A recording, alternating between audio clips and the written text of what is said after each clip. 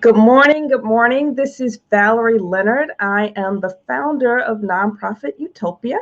I want to welcome you to today's discussion where we're going to be talking about good leader, bad leader, looking at some of the do's and don'ts of effective nonprofit leadership. And before I go into that discussion, I want to give you a little bit of information about Nonprofit Utopia.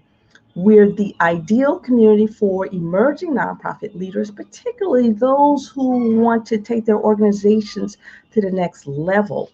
And we do this through an online community as well as consulting and some coaching for emerging leaders.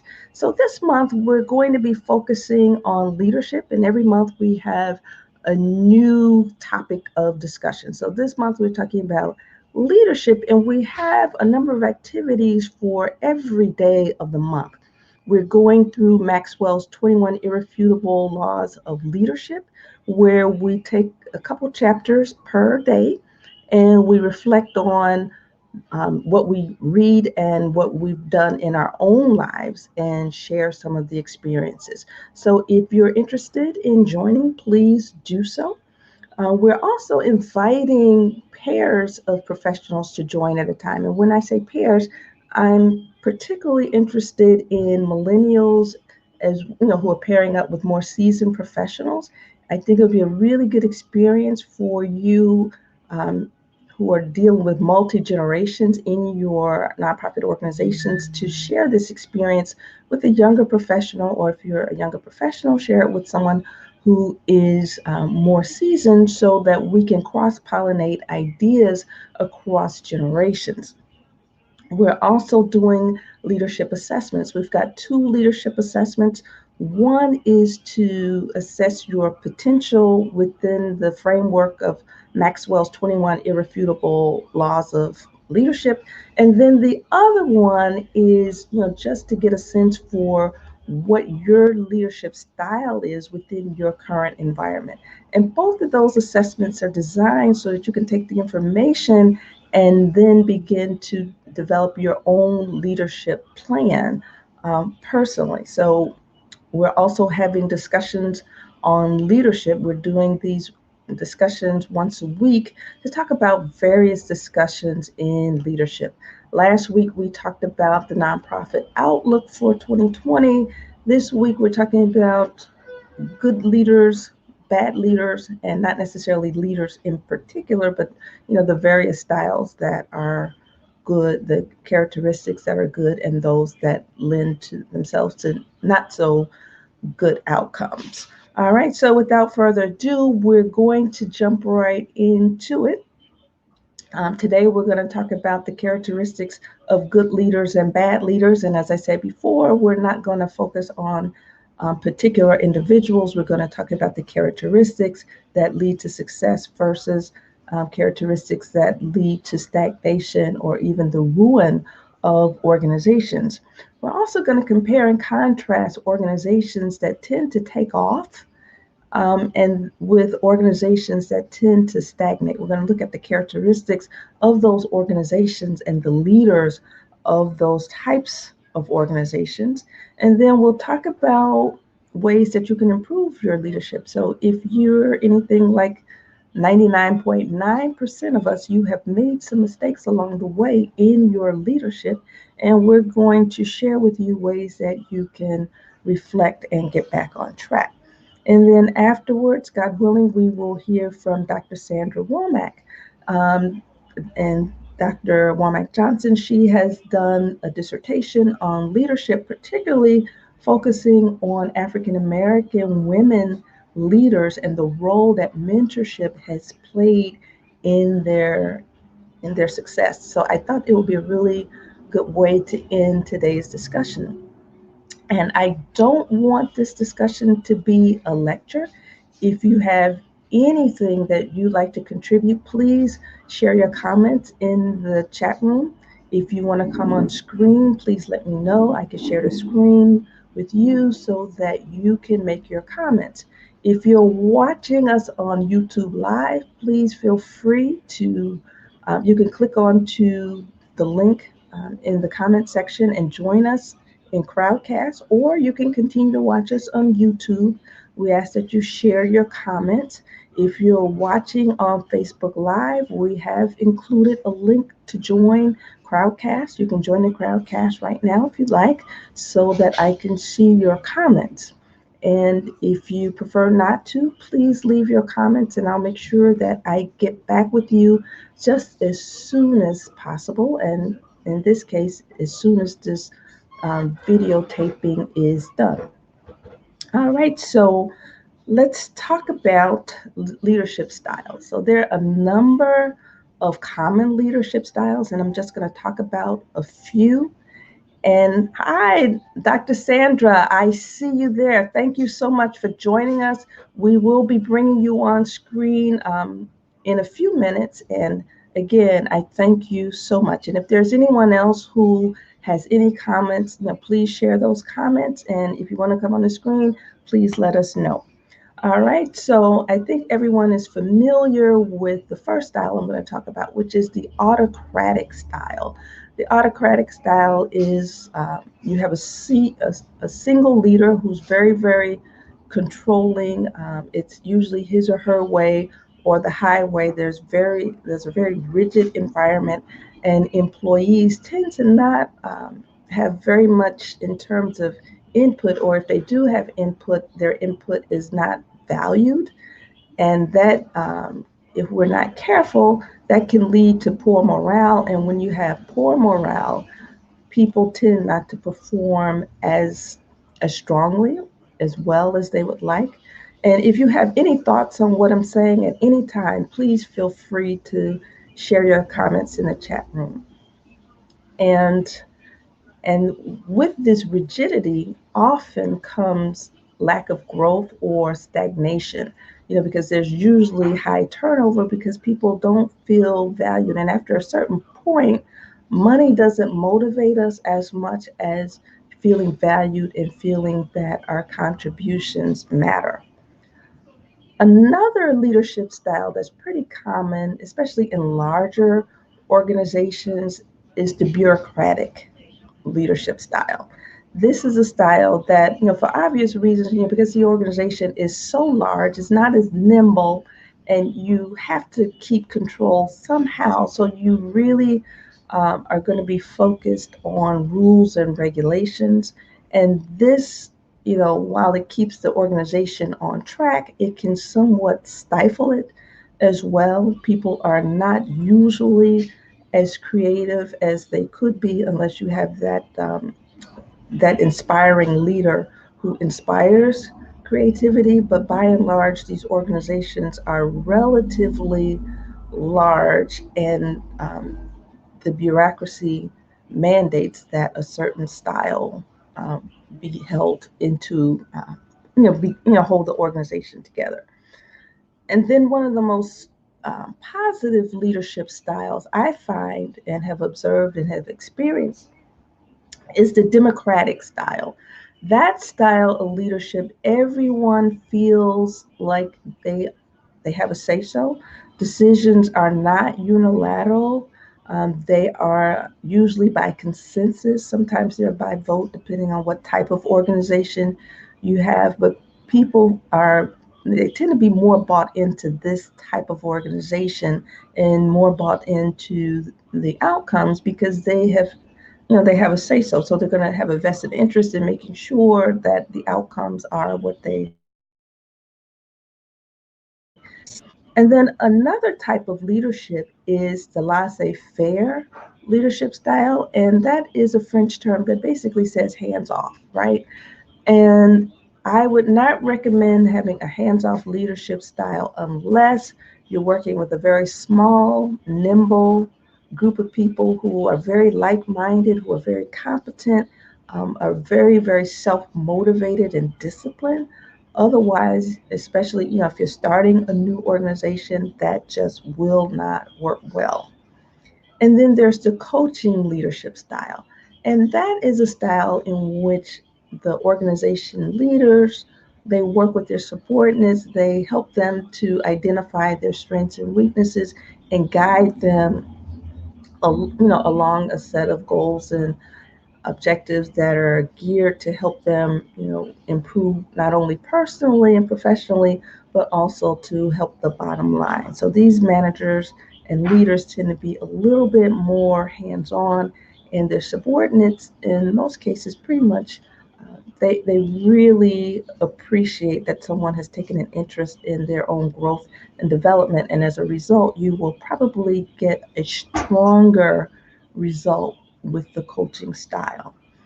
And then this style you may not see very often in nonprofit. It is the transactional style. And that's a style that basically rewards you for individual achievements. And that's usually more focused in a sales environment. But that leadership style tends to not foster loyalty. People are just performing just enough to get a certain reward. And when people are just focused on a specific reward, meaning, and when I say a specific reward in this case, I'm talking about a very tangible reward, such as money, people may not, over the long term, be loyal to the organization. When your rewards are more intrinsic or more appealing to people's personal values and their own desire to be self actualized, that's when you'll be more likely to get a better result.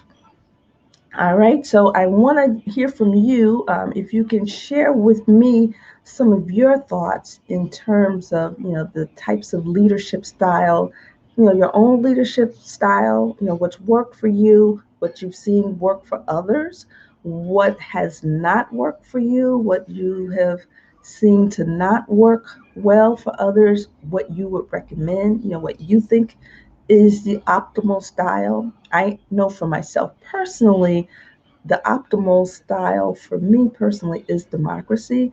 I like to get people's input and get people's buy-in in terms of what we're going to do. Now, one of the dangers of the democratic style is, you can't please everybody, right? Somebody has to be the arbiter of the decision, the final decision, and you can never please everybody, but in a democratic style, there's going to be the expectation that because you're giving input and being heard, then that we're going to always do what you say, and that's not always practical. So you have to be nimble and able um, to direct traffic, so to speak, come up with solutions. Again, you're not going to be able to please everyone, but when you say no, you have to have really rational reasons for saying no, provide alternatives,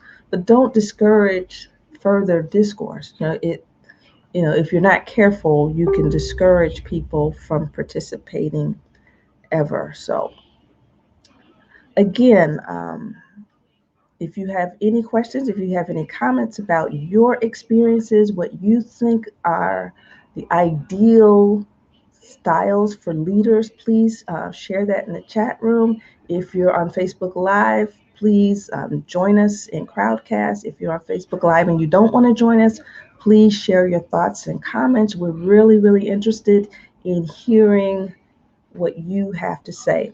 And if you are here in Crowdcast and you want to come on screen, please join us on screen. All right, so now we're going to talk about characteristics of strong leaders.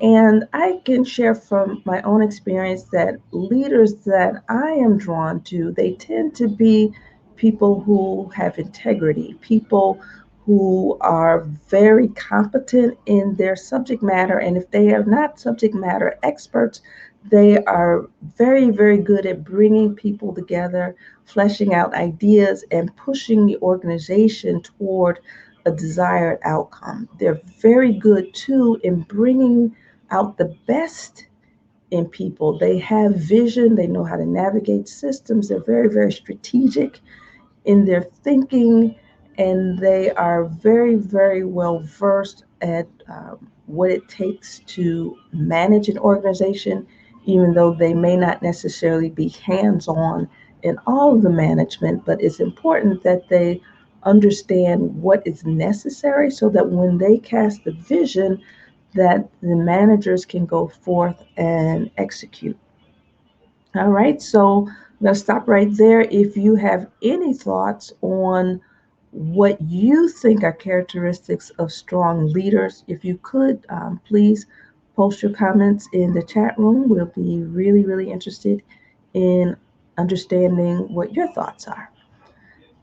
Okay, and by the same token, what I think of when I think of bad leaders, I think of people who may not necessarily be incompetent, but they are not necessarily skilled in terms of navigation. They're not skilled in giving feedback all the time. They're not necessarily skilled in bringing people together, bringing divergent viewpoints together or divergent experiences together to create something that would be greater than the sum of the parts, right? Sometimes these bad leaders are people who are unethical. They may cut corners. Sometimes they're just mediocre, go with the flow. And as a result of this go with the flow attitude, their organizations don't tend to grow. So I'd be really, really curious as to what your thoughts are in terms of what you think a bad leader is, not necessarily a bad person, but someone who could stand to improve on his or her leadership skills. And then I think also a sign, a hallmark sign of weak leadership is having poor relationships, having not having strong influence over or within the group of people. You know, I don't mean to say that this person should lord over people, but they have very little influence. And then when I say influence, that means that, you know, if they have a desired result, they'll be able to motivate people who may not necessarily agree with the result per se. They'll be able to motivate them toward that particular end. All right, so at this point, I want to talk about organizations that thrive versus organizations that tend to either tread water or fail. And, you know, again, this is based on my observation, based on my own experiences. I'll be interested in hearing what you have to say. When I look at organizations that tend to thrive, in their environment, you know, and they're usually led by strong leaders. These are people who can establish relationships with their board, establish relationships with their clients, establish great relationships with their subordinates, and they know how to set boundaries, right? They're also very creative. They understand the latest developments in nonprofit. They're also very in tune to their environment so that they can be flexible and make changes, even if those changes are midstream. They're able to respond to changes very, very quickly. And this doesn't necessarily have to be true just for small organizations, even though smaller organizations can move more quickly. But I've seen this with some of the larger institutions. The more successful organizations also are engaged in best practices. They understand what the nonprofit best practices are. They are engaged in capacity building and they take those lessons learned and they plow them into their own work environments. When I look at organizations that tend to not thrive, I see organizations that may have leadership that is very homogeneous in their thought patterns. They tend to not be um, accepting of outsiders, of outside ideas. Their thinking is what we would call insular, and as a result, um, they don't they tend to not grow as quickly, if at all. There are organizations that may have the same level of growth that they had when they started, 10 years ago, and you compare and contrast those with organizations that have been able to take off and become multi-million dollar organizations, the difference is leadership. One of the things that I have seen whole organizations back to is sometimes a fear of failure and branching out on the part of the leaders. I have also seen where leaders are engaged in conflicts of interest. And when you're engaged in conflicts of interest, your interest is not necessarily first and foremost on the growth of the organization, but it could also be probably more, looking at how you can enrich yourself. And organizations that have examples of that tend to not thrive very well. So I want to take a moment and get your thoughts. See if you've had any thoughts about, what it takes to be an organization that thrives versus an organization that is treading water, what you've observed in the leadership. All right. And if you find yourself in a position where you feel like you could stand some improvement, don't feel bad. All is not lost. There are ways for you to improve your leadership. The first thing you need to do is do some self reflection. You can reflect on some of your wins, some of your losses, and try to get a sense for what happened there. You can also do assessments. We have in the nonprofit Utopia community, we have two assessment tools. One is based on Maxwell's 21 irrefutable laws of leadership, and the other tool is geared to help you understand your leadership style within your environment. Either way it goes, those tools will be really, really helpful for you to further flesh out some of your thoughts. You can also uh, take those assessments, and those can be the bedrock for your own personal leadership plan. And then it's always important to continually invest in your professional growth and development. So you can take courses, you can read books, you can participate in conferences, join communities. Nonprofit Utopia is one such community. We're not the only community, but make sure that you're in an environment that encourages growth and not stagnation. A very good way to increase your personal leadership is to take on volunteer roles. It's one thing to perform because you're being paid to do it and people are being paid to follow you, but a true test of your leadership is to see how far you can go in a volunteer environment where people follow you because they want to, not because they have to. And then finally, a really, really good way to improve your leadership is through a mentor. And on that note, I am going to bring up Dr. Sandra, and Sandra can tell us some, a little bit about, some of the work that she has done in the areas of leadership, particularly as it relates to Black women in leadership and mentorship. So going to give a few minutes for Sandra to come on board, and she will give us a little information. Okay. All right. So Sandra should be with us momentarily, and she's going to share the screen and talk to us just a few minutes about some of her research, some of her findings, and she'll be here in her own right for her own discussion. So, Sandra, thank you so much for joining us today. Thank you. Thank you. Thank you. Thank you. Hello, everyone. My name is Dr. Sandra Womack Johnson, and I think this is just such an awesome opportunity to just have the opportunity to focus on leadership, good leadership, bad leadership, what works in organization, what doesn't work in organizations. Mm-hmm. And Sister Leonard, I just want to say thank you for even displaying your leadership for Mm-hmm. open table for have this discussion because this is what leadership is all about.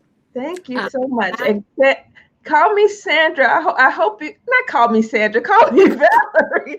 And I okay, hope I don't offend you by calling you Sandra. If you prefer me to call you that's Dr. Sandra, I can. That's fine.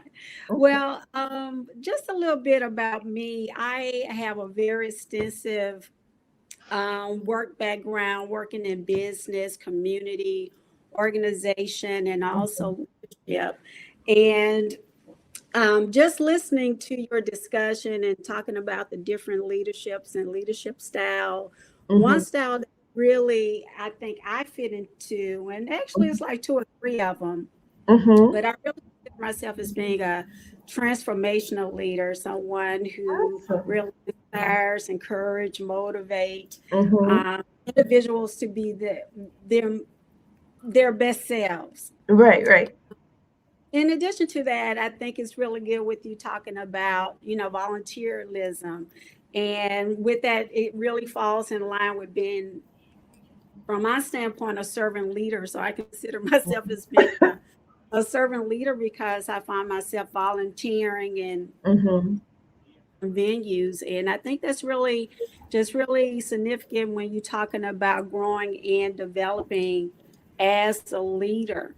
Mhm. I remember growing up participating in sports, and that was the playing field for really sharing with me the difference between leaders, good leaders, bad leaders, leaders and followers.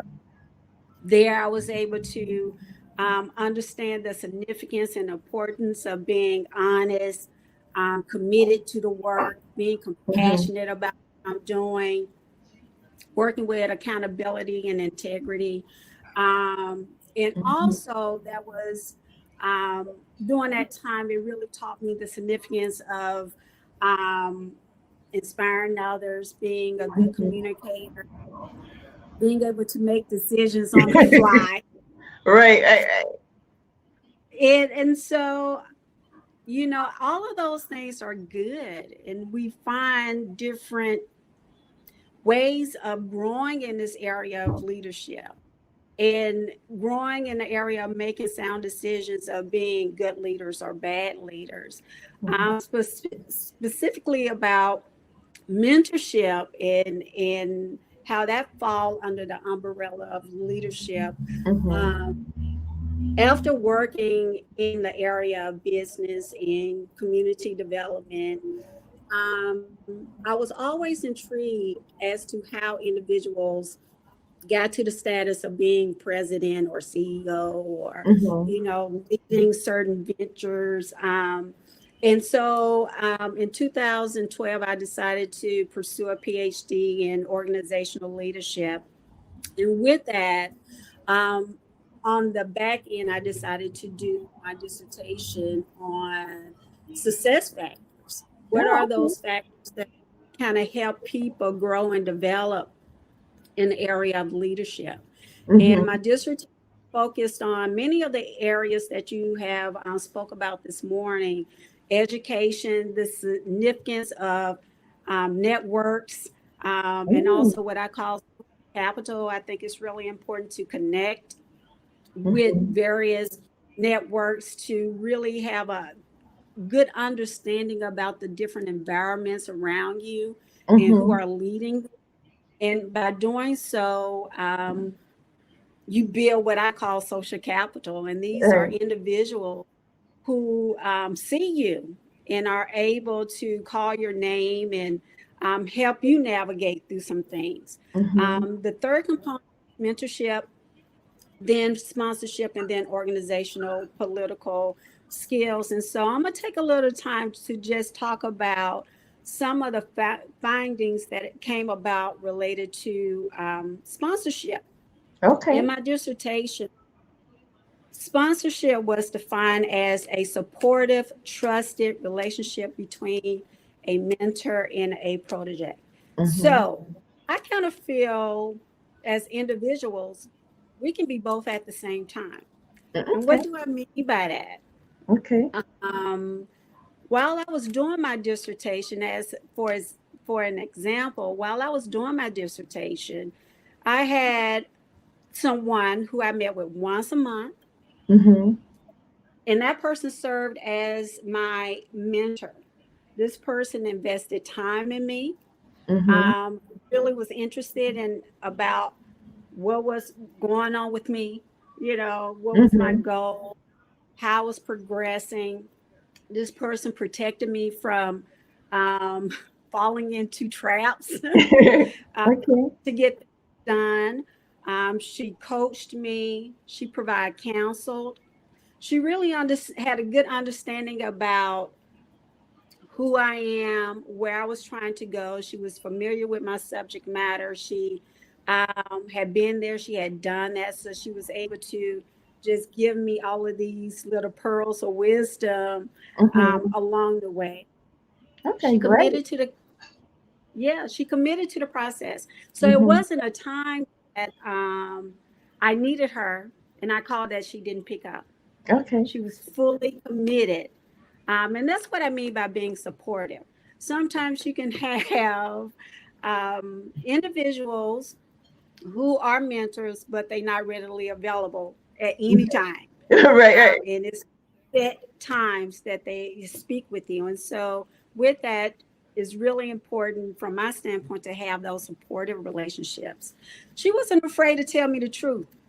Mm-hmm. She wasn't afraid to tell me things that I was really good at, those things that I needed. I was a little weak and I needed growth and development. Mm-hmm. Um, provided resources to me, and even today, she's still serving a role. I'm out, out of the program and doing some other things, but she's still Mm-hmm. serving that for me. And later on, I'm going to go into some other factors related to sponsorship. Okay, question for you. All right, you have also been in an environment where you have assessed organizations to determine whether or not they get funding. And I know we didn't talk about this, we talked about just your dissertation, but as you talked about your dissertation, it raised this question in my mind. Are you able to, or do you remember observing differences in leadership in organizations that came to you for funding? And when I say you, I'm talking about the organization. Was it apparent that some organizations tended to foster um, mentorship and leadership development and growth versus others? They kind of just let that stuff happen. And if so, did you make a conscious effort to give funding to those that invested in their leadership development as opposed to those that didn't? Yes, and I think it also depends on the where the organization is as it relates to the organizational cycle. Okay, Is got it you. an emerging group? Is it a group that's established and have a budget over $1 million? I Is it got an organization that's been around for 20 years? I found through my experience that those organizations that was emerging or kind of new, those were the organizations that was more inclined to you. um, put this type of system into place Oh, because interesting. they were really seeking how to build a solid foundation for them to move forward and thrive. I got you. Um, and so, with that being you know, um, depending on that cycle, I found that those emerging groups were the ones that was more inclined to Hmm. reach out, for that additional assistance, to get that mentoring support, even if that mentoring support came from an agency who have been around for 15 to Hmm. 20 years. I Okay. think it's on that time, it was really important for us to make sure that those organizations had good infrastructure related to a clear vision, mission, goals, operating budgets, Hmm. boards. strategic planning and those things. And so it was easy for us to provide that support where others who had been in the game a little longer felt they had it all under control. A little knowledge is dangerous. Yeah. I digress. I'm sorry. When you were talking about your dissertation, that thought ran through my mind. So Yes. I interrupted. I'm sorry. No, I think that's fine. But when you think about mentorship, I also just want to throw out, it can occur in different ways. You Mm-hmm. have formal ways of mentorship. When you talk about organizations, one of the programs that I work with, our organization is really mindful of making sure that those who were part of our network Mm-hmm. get together once a month. They had the peer-to-peer dialogues and trainings and sharing Mm-hmm. of information. So with that, it was very formal. We expected everybody to show up. We expected Mm-hmm. everyone to contribute in sharing information, growing pains and Mm-hmm. successes. And then we had those in situations where it was more informal. Mm-hmm. And this was ED deciding, hey, let's go to lunch. Let's talk about this new housing um, grant that's coming out, or low income housing tax credits. And so many of the leaders on their own and took initiatives to build those mentoring relationships with one another. Mm-hmm. And the third component is just unintentional mentorship. And from my experience, sometimes this came by way of, it could be someone just really saying, speak up, make sure your voice is being heard, stand up Mhm. if you really are part of this initiative. Oh, People need wow. to hear what you got to say.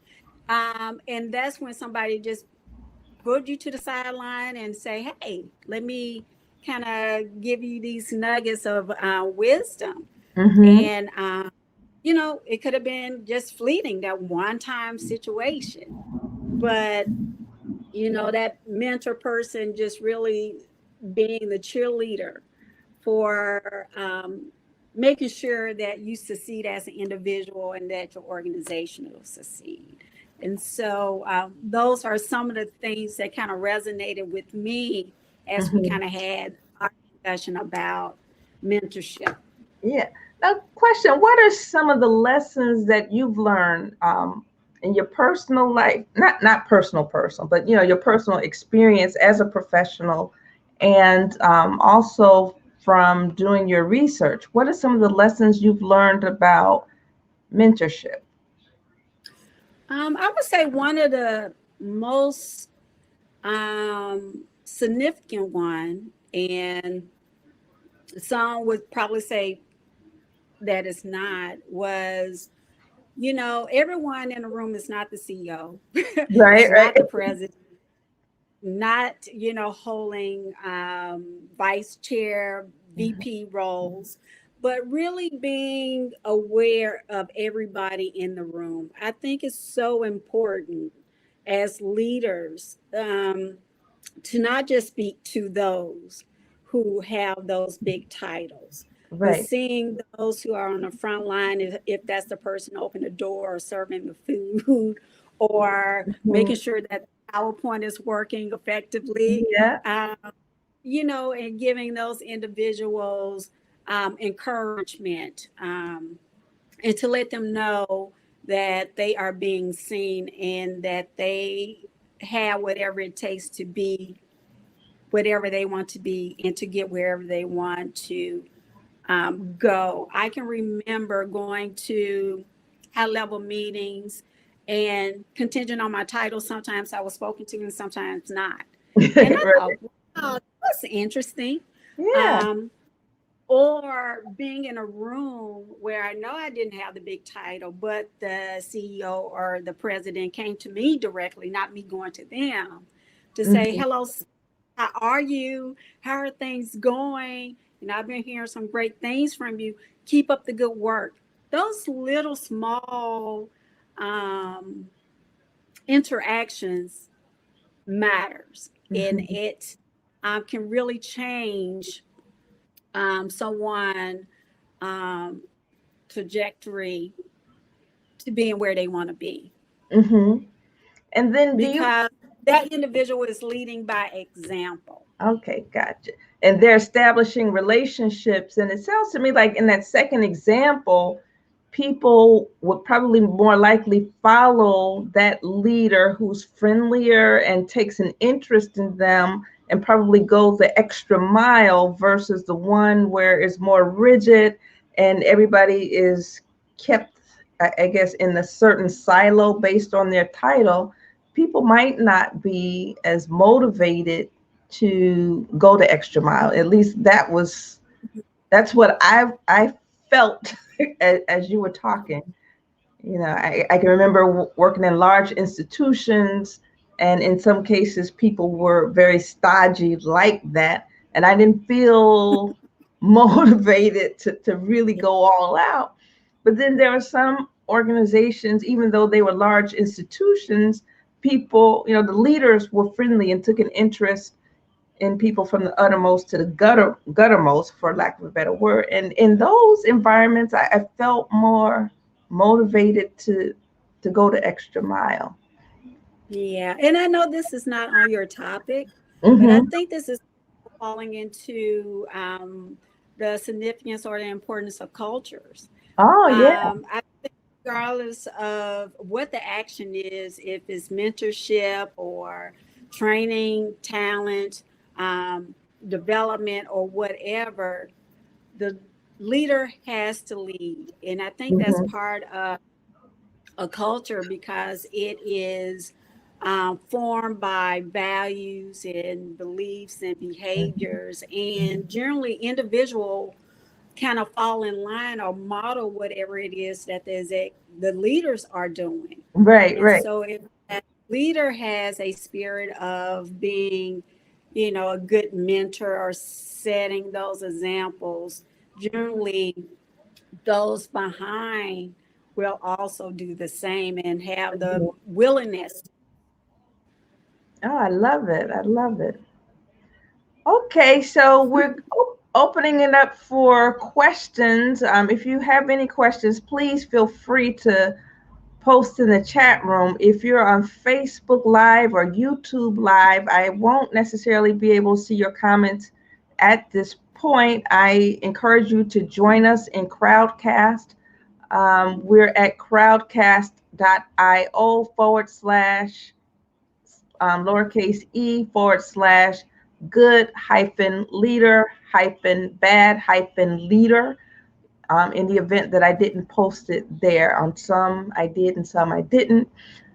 If you prefer not to join us, I ask that you share your comments, your questions, and if they're for me, I'll get back to you as soon as I can. If they're for Dr. Sandra, I'll share them with her and she can get back with you as soon as possible.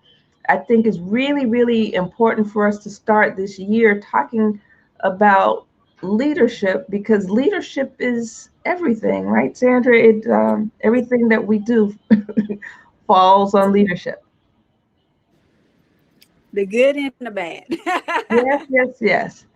Okay, so we have a question from Lynn. I may have missed this, but do you have a book suggestion for leadership formation? Is that question for me or is it for Dr. Sandra?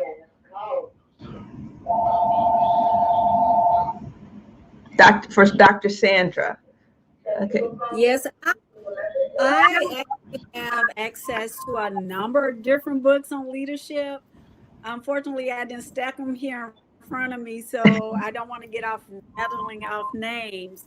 But I can make sure that I give them to you, Valerie, and maybe we Okay. can have a follow up and share the information. Yeah. But That yeah, was- Yeah, I like that. I like that.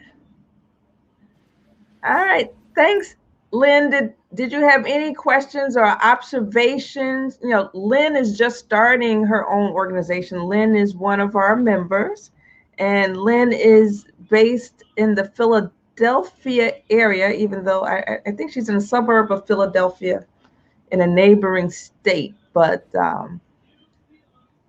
that's correct. Correct. That's correct. So, Lynn, did you want to share anything? Did you want to come out on the camera with us? I can patch you in, and then we can have this three-way visual, or if you feel comfortable just chatting. She said, "No, thank you!" Exclamation, double exclamation. All righty. Any other questions for Dr. Sandra?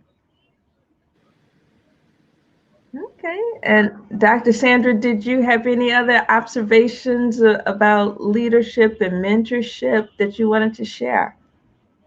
I again just want to say thank you for organizing this. I think it's great. To your point, it's really important for us to talk about leadership and Mhm. really see ourselves in the role of leadership and related to mentorship. I guess I just want to end by saying that mentors help us to navigate our Mhm. disappointments and also our successes and Mhm. celebrating our successes. And just from my own personal experience, mentors really helped me to move from a place of just surviving to thriving. And so I think mentorship is so important. And even Valerie, again, I keep talking about the significance of what you are doing here.